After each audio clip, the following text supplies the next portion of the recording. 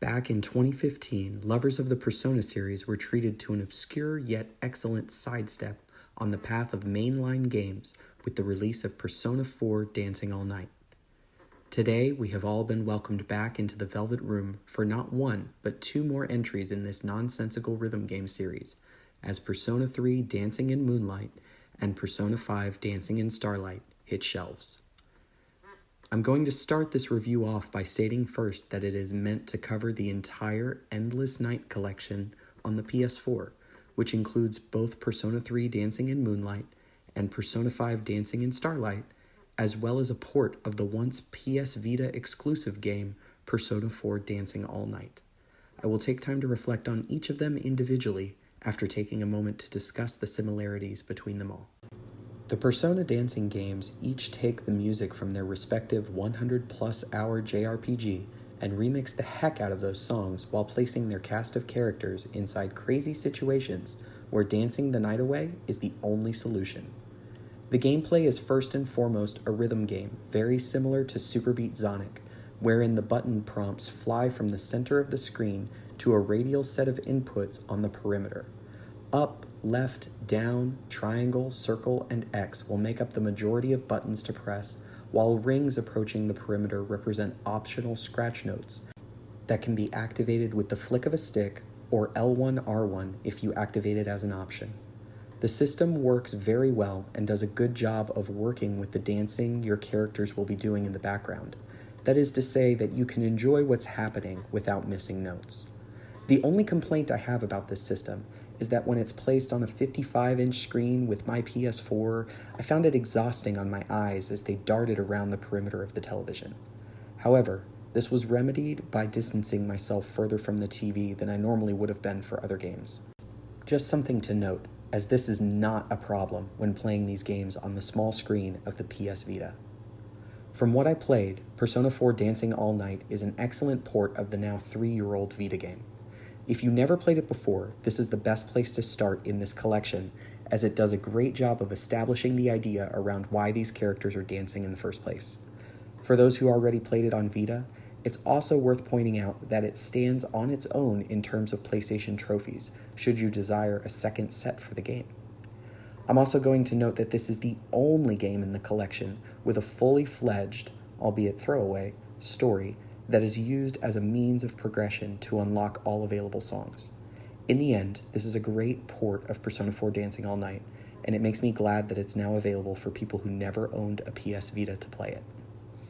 Both Persona 3 Dancing in Moonlight and Persona 5 Dancing in Starlight have a social interaction system that replaces the story mode from Persona 4 Dancing All Night. These social interactions are unlocked through playing the songs and accomplishing specific tasks, like wearing X number of different accessories or accumulating X number of perfect note hits. These requirements for both games are the same, but with different characters, and the totals do not cross titles. The unlocking of songs in these new games has also changed, as you will unlock songs in chains of 4, where you will be required to play them and then beat a boss track in order to unlock the next chain of songs. The addition of cross-save has also been added so you can take your progression of these games on the go with their PS Vita counterparts, a feature that I wish they would have added to the PS4 version of Dancing All Night. Persona 3 Dancing in Moonlight is the absolute standout gem in this bundle. For starters, every member of SEES has been fully rendered in the same HD graphical style as the crew from Persona 5. This graphical upgrade has also been made to almost every memorable location from the original PS2 game. The fountain at Paolina Mall, to the ground floor and rooftops of Tartarus, Gekugan High School, and even Iwatodai Station. They've all been recreated in stunning HD for fans like me to drool over.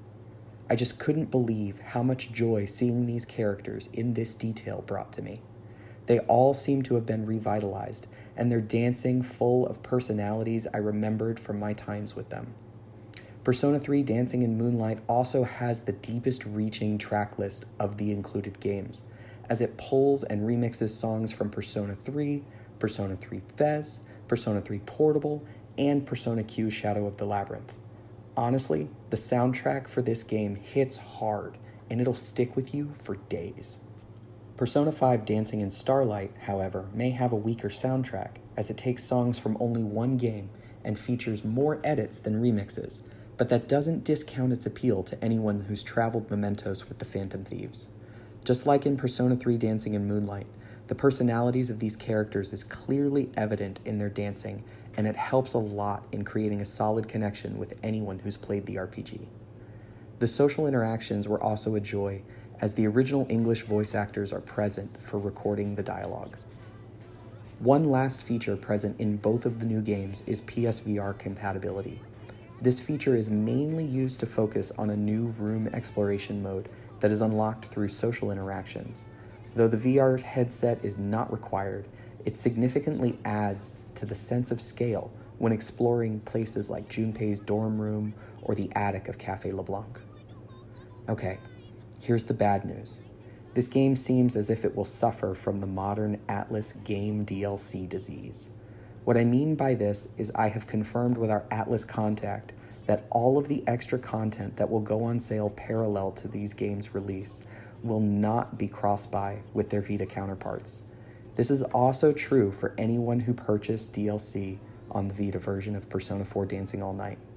They are treating all of these as completely separate games, requiring separate content purchases.